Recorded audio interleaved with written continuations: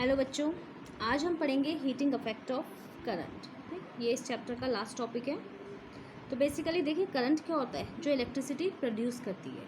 तो यहाँ पे क्या है, हीटिंग इफेक्ट, यानी करंट अगर हीट प्रोड्यूस कर रही है। इलेक्ट्रिसिटी और हीट में डिफरेंस आपको पता है कि सपोज टीवी चल रहा है, अगर करंट होगी, करंट फ्लो होगी तो हमारा टीवी चलेगा, यानी इलेक्ट्रिक एनर्जी। तो यहाँ पे हीट एनर्जी है। So when an electric current is passed through a high resistance wire like nichrome wire, the resistance becomes very hot and produces heat, and this is known as heating effect of current. तो देखिए क्या कह रहा है कि जब कोई electric current high resistance wire के थ्रू पास होगा। अब हाई रेजिस्टेंस का पता है आपको, मतलब रोकना, यानी जो करंट को फ्लो नहीं होने देगा। तो अगर उसका रेजिस्टेंस हाई होगा तो यानी वो ज़्यादा करंट को रोकेगा। तो जब ज़्यादा करंट को रोकेगा तो क्या हो जाएगा, करंट वहीं पे रुक जाएगी और वहीं तो रेजिस्टेंस जो होगा वो हमारा बहुत ज़्यादा हॉट हो जाएगा। और वो क्या होगा, जब हॉट होगा तो वो हीट प्रोड्यूस करेगा। इसी को हम क्या बोलते हैं, हीटिंग इफेक्ट ऑफ करंट। तो नॉर्मली देखिए जैसे हमारा, आपने वो बल्ब देखे होंगे, इलेक्ट्रिक बल्ब, CFL नहीं, जो सिर्फ बल्ब होते हैं, जिन्हें हम मार्केट में जाएंगे किसी शॉप में जहाँ हम कहेंगे प्लीज़ बल्ब दे दीजिए, तो वो हमारा हीटिंग इफेक्ट ऑफ करंट का एग्जाम्पल है। तो उसमें आप देखेंगे कि जो इलेक्ट्रिसिटी प्रोड्यूस होती है, जो हमें वो लाइट देता है, वो कम देता है, और जब हम उस इलेक्ट्रिक बल्ब को टच करेंगे तो वो ज़्यादा गर्म होता है। ठीक, तो यहाँ पे क्या है, करंट जो है वो हीट ज़्यादा प्रोड्यूस करती है। ठीक है, all devices which run on electricity do not convert electric energy into heat energy. जितने भी डिवाइसेस हैं जो इलेक्ट्रिसिटी पे रन होते हैं, ठीक है, सपोज टीवी है, फ्रिज है, तो ये सब के सब इलेक्ट्रिक एनर्जी को हीट एनर्जी में कन्वर्ट नहीं करते। सिर्फ वही डिवाइस कन्वर्ट करते हैं जिनमें हाई रेजिस्टेंस यूज़ होता है। कोई भी एलिमेंट, चाहे वायर हो या फिलामेंट हो, तो वो डिवाइसेस जिनमें हाई रेजिस्टेंस का कोई एलिमेंट यूज़ होगा वही प्रोड्यूस करते हैं हमारे हीट एनर्जी, वो इलेक्ट्रिक। और बाकी नॉर्मल जितने भी डिवाइसेस हैं उनमें इलेक्ट्रिक एनर्जी प्रोड्यूस होती है, और जिनमें हाई रेजिस्टेंस की वायर यूज़ होती है या कोई भी एलिमेंट यूज़ होता है तो हम उसे इलेक्ट्रिक एनर्जी कहते हैं। ठीक है, अब इसके लिए फॉर्मूला डिराइव करेंगे। ठीक, तो हमें पता है amount of work equals to कितना होता है, Q इंटू वी, यानी कि जहाँ Q क्या है, हमारा चार्ज है, V पोटेंशियल डिफरेंस है। करंट की डेफिनेशन से हमें ये पता है कि I equals to Q upon T। यहाँ पे से हमने Q की Q का फॉर्मूला डिराइव किया। ओम्स लॉ क्या होता है, V इक्वल्स टू IR। इन दोनों वैल्यूज़ को अगर हम W में डालें तो हमें क्या मिलेगा, I² RT। तो ये हमारा क्या है, अमाउंट ऑफ वर्क डन। और ये जो इलेक्ट्रिक एनर्जी, जो ये हमारा अमाउंट ऑफ वर्क डन है, इसी को हम हीट एनर्जी बोलते हैं। तो W equals to I² RT। तो इससे हम क्या डिराइव कर सकते हैं कि W जो है वर्क डन, वो डायरेक्टली प्रोपोर्शनल होता है करंट के स्क्वायर के, डायरेक्टली प्रोपोर्शनल होता है रेजिस्टेंस के, और डायरेक्टली प्रोपोर्शनल होता है टाइम के। तो यही हमारा क्या कहलाएगा, और इसको हम बोलेंगे H। यहाँ पे H रिप्रेजेंट कर रहा है हीट एनर्जी को, तो H equals to I² RT।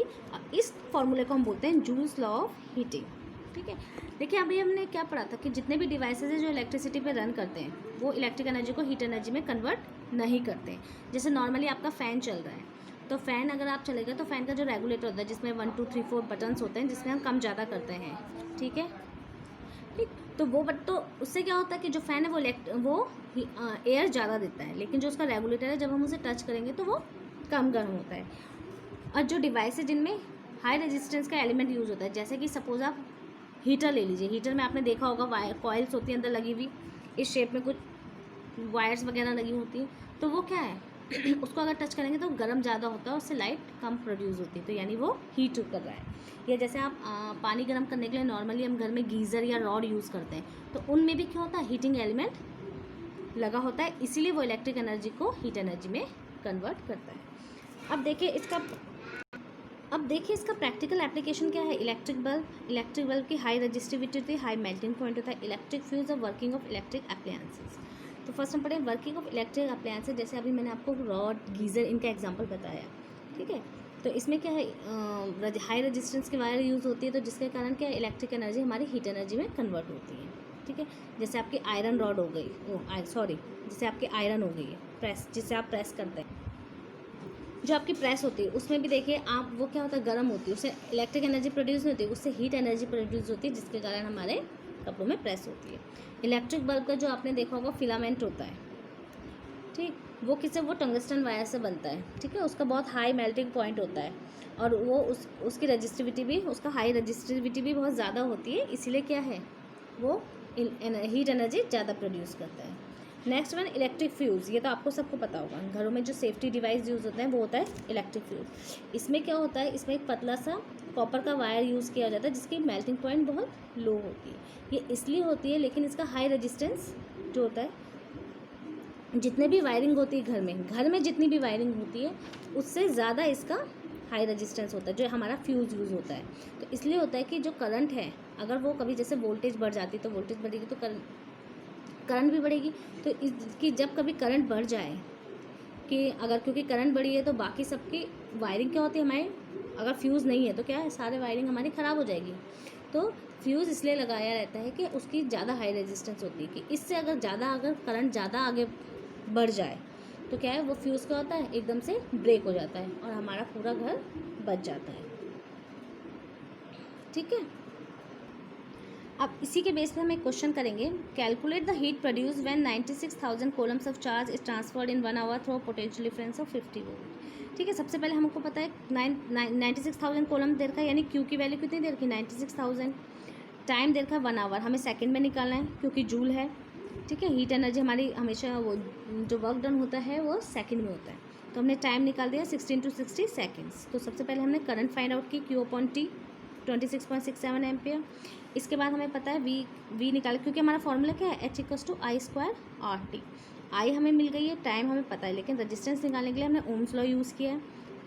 V हमें गिवन है 50 वोल्ट, आई हम फाइंड आउट कर चुके हैं, तो हमारा रजिस्टेंस आ गया 1.87 ओम। तो हमारी कितनी हीट प्रोड्यूस हुई है, तो हम फॉर्मूले में वैल्यूज़ डाल के उसको फाइंड आउट कर देंगे।